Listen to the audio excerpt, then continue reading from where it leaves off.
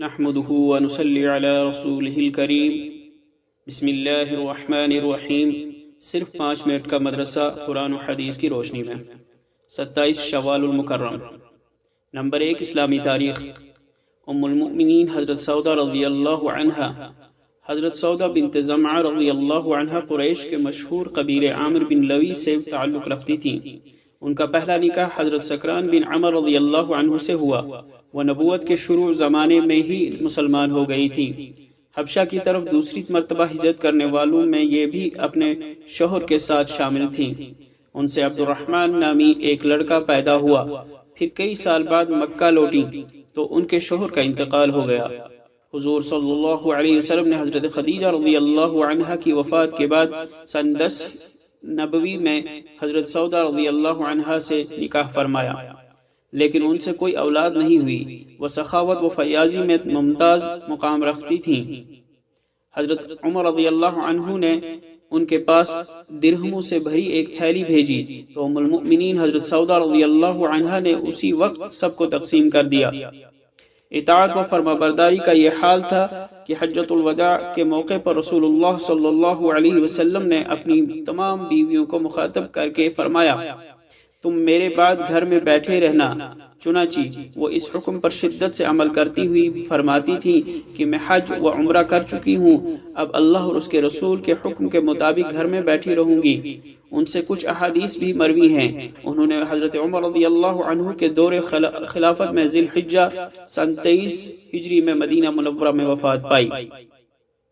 Number 2، اللہ کی قدرت، رات اور دن کا بدلنا۔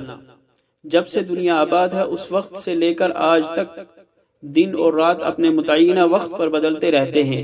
کبھی ایسا نہیں ہوا کہ رات کو اچانک سورج نکلا اور صبح ہو گئی، اور نہ ہی ایسا ہوا کہ دوپہر کو سورج غروب ہوا اور رات ہو گئی، بلکہ رات نہ تو اپنے وقت سے 1 سیکنڈ پہلے آ سکتی ہے اور نہ ہی دن اپنے وقت سے 1 سیکنڈ پہلے آ سکتا ہے۔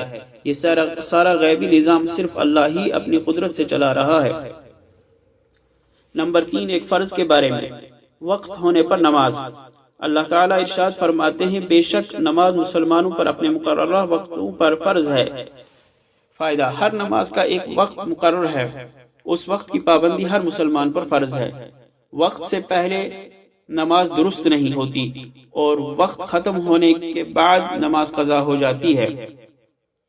نمبر 4، ایک سنت کے بارے میں، دعا کے ختم پر چہرے پر ہاتھ پھیرنا۔ رسول اللہ صلی اللہ علیہ وسلم جب دعا کے لیے ہاتھ اٹھاتے تو چہرے پر ہاتھ پھیرنے کے بعد ہی رکھتے۔ نمبر 5، ایک اہم عمل کی فضیلت، صبح کی نماز کے بعد 100 مرتبہ تسبیحات۔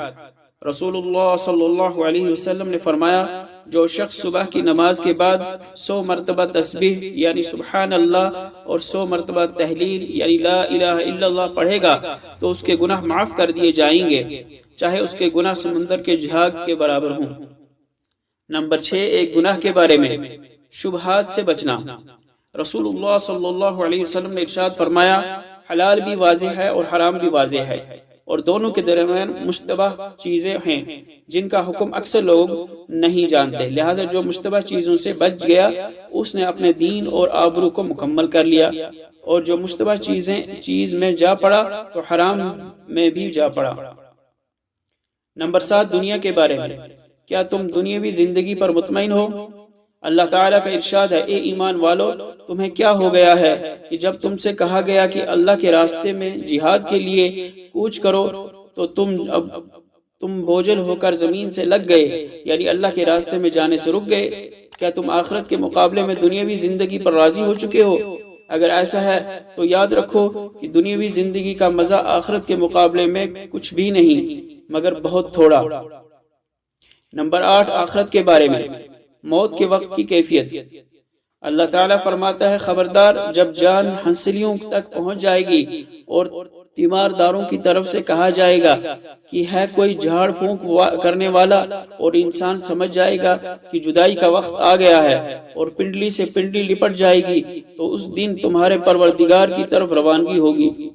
فائدہ، جب کوئی شخص موت کے قریب پہنچ کر بستر پر پڑ جاتا ہے تو اس کے تیماردار اس کے علاج کی کوشش کرتے ہیں۔ اسی علاج کا ایک طریقہ ہے کہ کسی سے جھاڑ پھونک کرایا جائے۔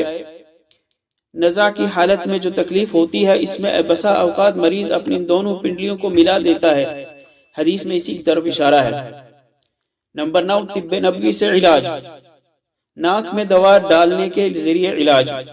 نبی کریم صلی اللہ علیہ وسلم نے ناک میں دوا ڈلوائی۔ فائدہ، بہت سی بیماریوں میں دوا پینے کے بنسبت ناک میں دوا ڈالنا زیادہ مفید ہوتا ہے، اور حضور صلی اللہ علیہ وسلم نے بھی ناک میں دوا ڈالنے کے ذریعے علاج کو پسند فرمایا ہے۔ نمبر 10، قرآن کی نصیحت، اللہ سے اپنے گناہوں کی معافی مانگو۔ قرآن میں اللہ تعالیٰ فرماتا ہے تم اپنے رب سے اپنے گناہ معاف کراؤ اور اس کی جانب متوجہ رہا کرو۔ اللہ تعالیٰ عمل کرنے کی توفیق عطا فرمائے۔ وآخر دعوانا الحمد للہ رب العالمین۔